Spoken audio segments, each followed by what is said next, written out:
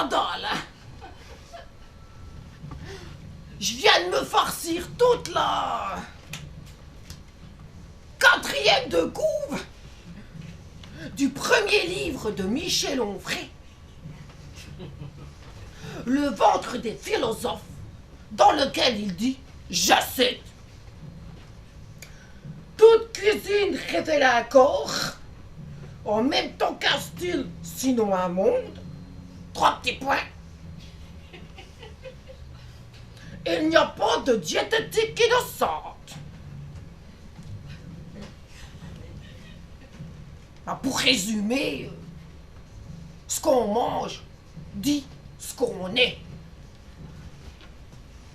Donc après m'être littéralement gavé de nourriture spirituelle, et avant de manger les pissenlits par la racine, j'ai donc décidé de jeter un coup d'œil dans ma plantée et d'aller dans la foulée, ben tiens, tailler la bavette à un diététicien. Bon, lui, visiblement, il avait plus l'habitude de tailler le bout de gras avec ses patients. Et comme dans ses conseils, qu'il y avait à boire et à manger, j'ai préféré composer moi-même mon menu en choisissant chaque ingrédient. Et j'ai donc commencé à observer si ce que j'ingérais me donnait meilleur goût. Bon, faut dire aussi que quand on se prénomme Myrtille, ça ferait un peu tarte d'avoir l'air d'un légume. Et même sans manger 5 fruits par jour, on n'est pas censé manquer de vitamine C. Mais plutôt donner la pêche et être la nana qui a toujours la banane. Et pourtant, ces derniers temps, j'étais pas dans mon assiette. Je me sentais sans défense. J'ai donc testé la cure d'avocat. Mais c'est quand j'ai rajouté le crabe que je me suis mise à plus marcher droit.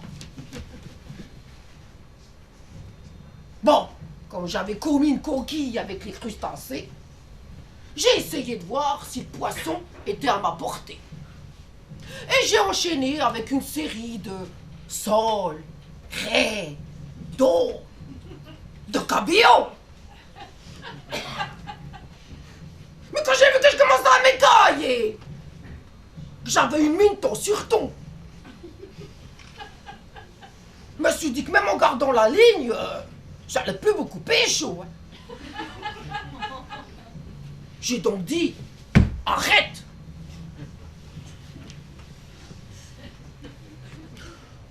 En plus, les produits de la mer, c'est plein de mercure. Encore une cure, tombée à l'eau. Après ça, oh la vache, j'étais tellement crevé que j'ai acheté du mou. Et en guise de remède de cheval, une côte de bœuf. Sauf que je me suis viandé en coupant dans la barbaque. Oh là! C'était la corrida dans ma main. Il y avait tellement de sang que même Dracula aurait été écœuré. C'est à ce moment-là que j'ai pris le taureau par les cornes, ruminé ma hargne et pris la décision, tout en m'attaquant au règne végétal, de ne plus consommer de l'animal.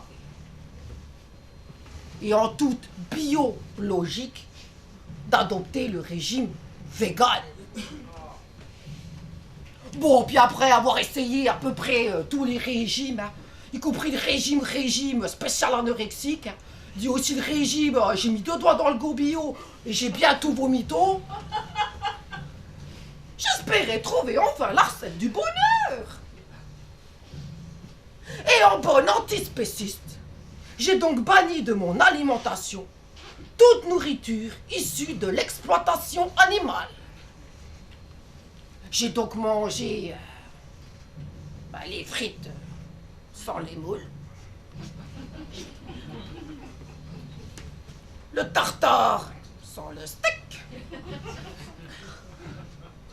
le gras sans le foie,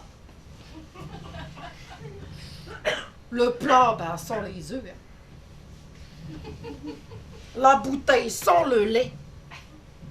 Et j'ai même refusé de me péter la ruche et de partir en lune de miel au nom de la protection des abeilles.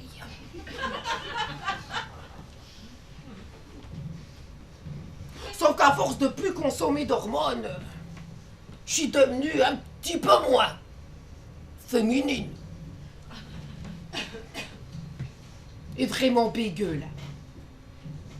À trop faire la fine bouche, j'ai plus su quoi becter. J'ai donc fini par choisir une solution radicale, 100% naturelle, bio, renouvelable. Et j'ai pris la décision de ne consommer que mes propres productions.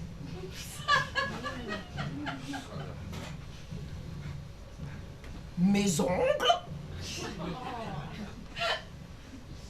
et quoi? Appellation d'origine